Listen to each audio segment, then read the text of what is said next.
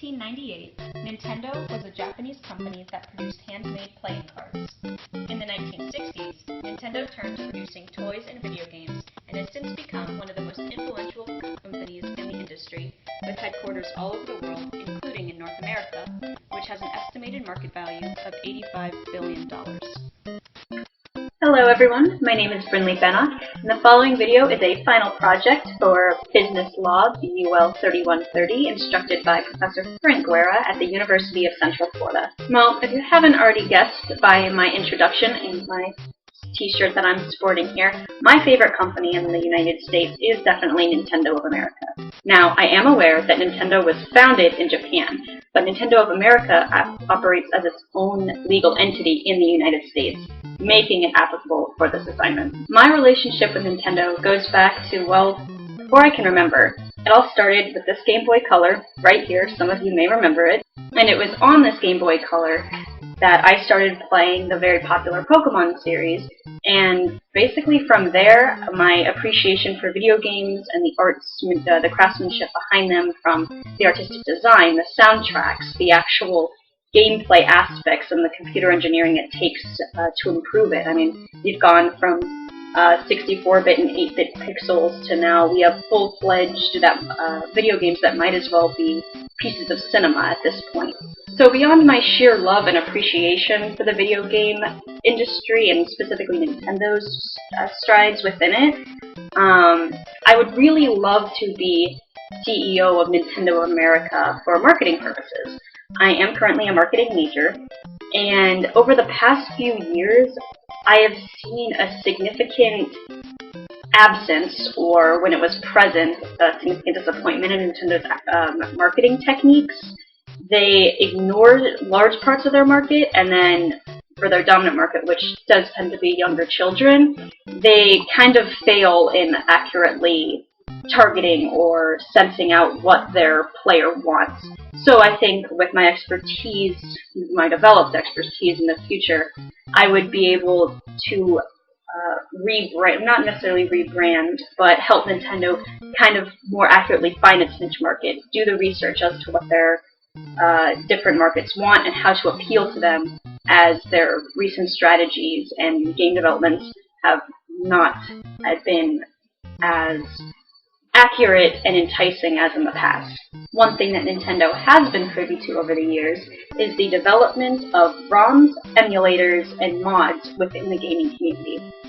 What these are, according to Nintendo.com/core/legal, a ROM is a type of chip used in Nintendo's video game cartridge which contains the game software. How they're being used is these ROM or mod chips are taking the software out of old games and old systems, and they're being placed on, for instance, the internet, where they can be freely accessed by fans.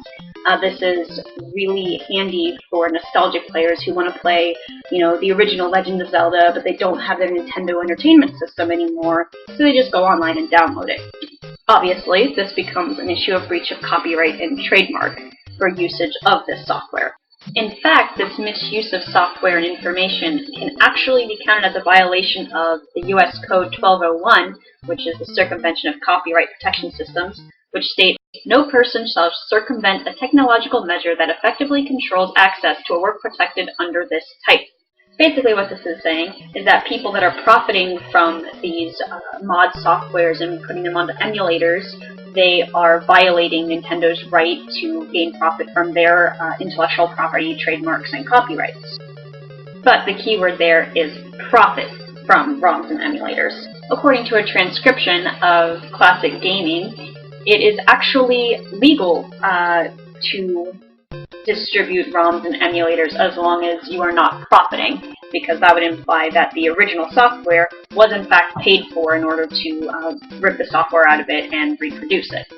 According again to Nintendo.com/corp/legal, they state that ROMs and mods pose a threat to game developers, because even if a ROM is developed through a legal purchase, that is, the person who makes the emulator buys the game and rips the software from it, so they have made a legal purchase, they are then distributing it for free to thousands and thousands of people who are getting the same exact thing for free from the one person who bought the actual software. So economically, this does pose a threat to Nintendo, whereas they could be losing thousands of sales, or thousands to millions to billions potentially of sales if people are just buying the one original software system and then distributing it to the masses. Now on the ethics side of things, gamers and hackers have been pulling and ripping and messing around with software for decades now.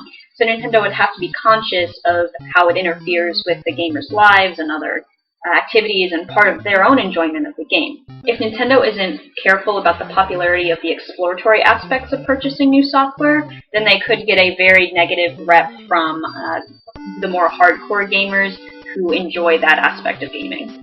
So if I were the CEO of Nintendo or Nintendo of America, how I would approach ROMs is I would give gamers more bang for their buck when legally purchasing the game. Their recently released amiibo figures have become extremely popular, so maybe with certain game releases include a free amiibo with it. Or when you get the game, it comes with, free posters, free merchandise, material objects, or maybe even download codes that they would not get through a ROM or an emulator. You have to be aware of the changes in the market and the other options and make Nintendo's, the legal, viable one, the best option for gamers so that ROMs and emulators do not take away from your business. Well, that concludes my video. Thank you all so much for watching. Since this is a video about legalities, this is a disclaimer that I do not own any copyrights or trademarks to Nintendo, any logos or characters, and certainly not the soundtrack from the original Super Mario Bros. That has been playing this whole video. Thanks again for watching!